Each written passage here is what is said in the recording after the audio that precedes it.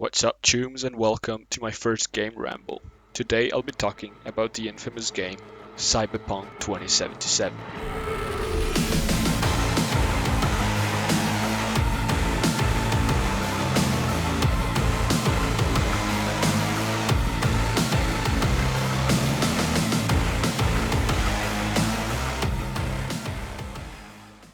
Disclaimer: this is a ramble. Everything said about the game might not be 100% accurate. I will avoid spoilers, yet some minor spoilers are inevitable. And remember that this is only my opinion. So, Cyberpunk 2077. Well, I have plenty of things that I would like to talk about, which is why I decided that I'll probably make multiple videos about different topics. So in today's videos, I will focus on talking about my theory of what happened with the game and during the development that made it so that we got the game in the state that it is today. So, let's start with my theory of what happened about the game. My theory, is quite simple. If any of you have developed any software, will know that if you don't start doing the things properly and having a proper code, the bigger the project becomes, the more prone to errors and to have issues in the long run that you'll have. And usually it's a good idea to just either strip everything off and restart, or actually go back and refactor everything. In my opinion, this is what happened in Cyberpunk. They had a big project, they started building it, and the systems were not built to expand as much as they did, to the level of complexity that Cyberpunk might have required, which at some point the directors at the high ups had two choices. And one of the choices was to just cancel the project, and the other choice was to continue and to keep patching this code in order to make it work. And this is basically what I think happened. They just kept patching it, which ended up just creating a lot of other issues and delivering the game that we have now. Which now, they're to just keep doing the same thing, right? We're just adding patches, and that's what they're going to keep doing.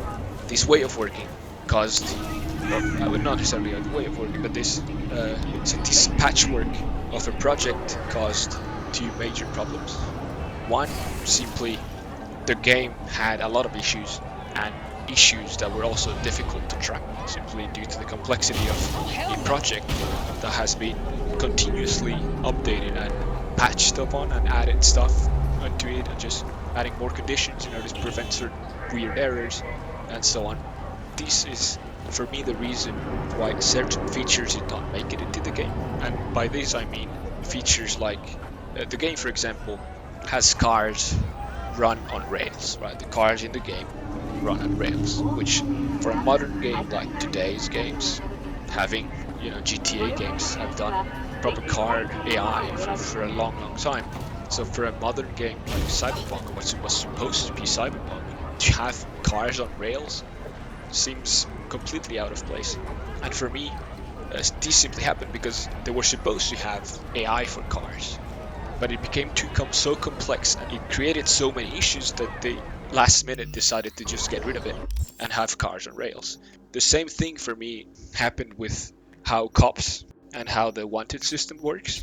So again, I really doubt, for a modern game, and having again examples like GTA, I think having like a proper wanted system that increases the difficulty for the player, adds new types of enemies that go towards you, up to the army and so on, and having all these different behaviors. You have the SWAT teams in vans, you have the army who comes with tanks, you have helicopters, you have at some point even helicopters that drop units to the ground, and then you have Cyberpunk, which the only thing that does is just the more stars you have, the only thing it increases is the spawn rate of cops.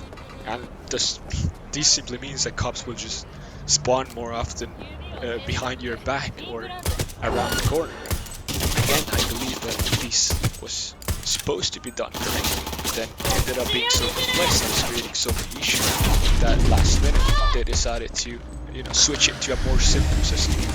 And this is like two examples that I've given, but I think there's probably more around, which again I would assume that they were not designed this way. They were not chosen to be this way, but more of a, they had to remove these features simply because it just didn't work properly, which is kind of sad. And then you have the other side of the coin, which is the performance, right? This project ended up being so full of patches that it just didn't perform properly and was just running very, very badly. I remember a rumor like a few months before the game properly released that was saying that not even the developers like in-house were playing the game at like acceptable frame rates, which is crazy. Like obviously they probably had powerful PCs, and if even then they couldn't run the game proper frame rates, then it's kind of crazy. So for me, they were then forced to actually apply a lot of optimization techniques, which are used in all open world games. But here they were just forced to actually push them to as high as they could. And this created new issues, and especially visual problems and issues that we have in the game. So one of these techniques is, for example, that anything outside of your field of view will despawn or will not have a visual to it. The way this technique happens is the reason why whenever you're not looking at a car and then look back at it, there's a chance that it changed and it's no longer the same car. Same thing happens to NPCs. I would assume that the same thing is also responsible for having NPCs being in T-pose, which would simply mean that an NPC has spawned, but it did not properly transition to the animation it was supposed to, and this got stuck in T-pose. Same with the NPC behaviors. This brings me back to what I said before of like features that got stripped off from the really very start. We're talking about very realistic behaviors, very nice cycles for all the NPCs, and in the end you can't really follow any NPC because they don't go anywhere. They just do random actions, and then whenever they sense danger, they just scavenge. There is no behavior at all, and I believe that it's not that they didn't want to have behavior, it's just that it didn't actually make it into the game. But then if we go back to the optimization problem, another big example which I find it very immersion breaking is the distance where cars switch from a 3D representation to a 2D representation, right? This happens in pretty much all games. Better get going. Open world big games.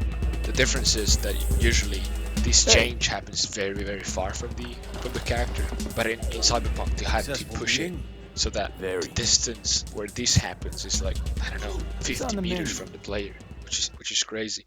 And then the other thing that is very, very noticeable is that not only it happens very, very close to you, but the system that renders the 2D cars is completely independent from the system that spawns and takes care of 3D cars.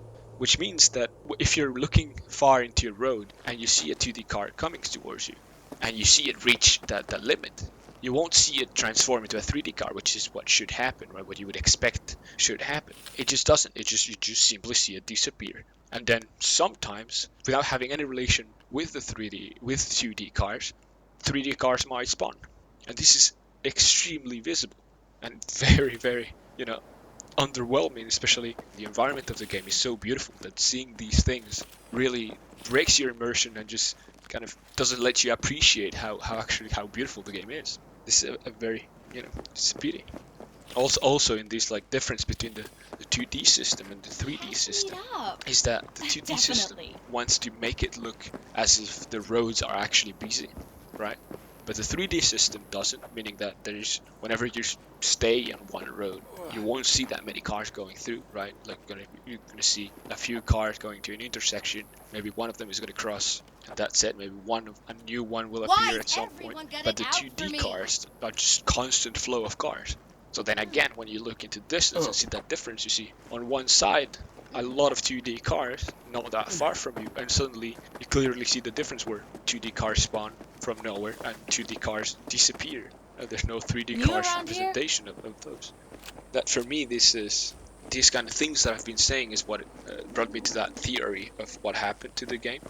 Sadly, the idea of the game was a lot bigger than the way it ended up being, and just to some extent it was forced to dumb it down and reduce complexity of the game for performance reasons or stability reasons, right? I believe they kept pushing the game simply because it wasn't working properly, tried to patch it up, and at some point they just decided, fuck it, we'll remove the things that are causing problems, make a simple version of it, and release the game, which It's very sad. I mean, don't get me wrong, it's probably sad for them as well.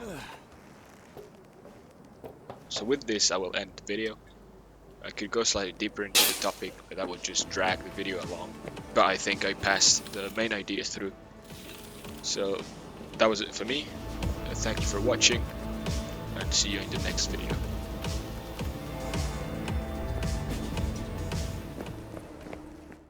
PS.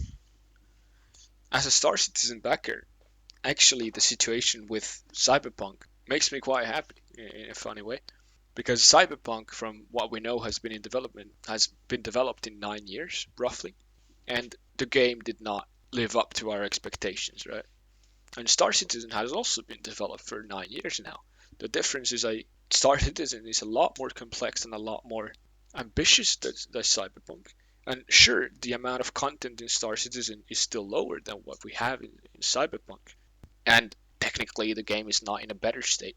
But I do firmly believe that at least the reason it's taking so long is because they're actually trying to not make the mistake Cyberpunk did, and actually they're trying to actually build the project properly from the start and in a way that is easily expandable to the complexity and ambition that the project they want.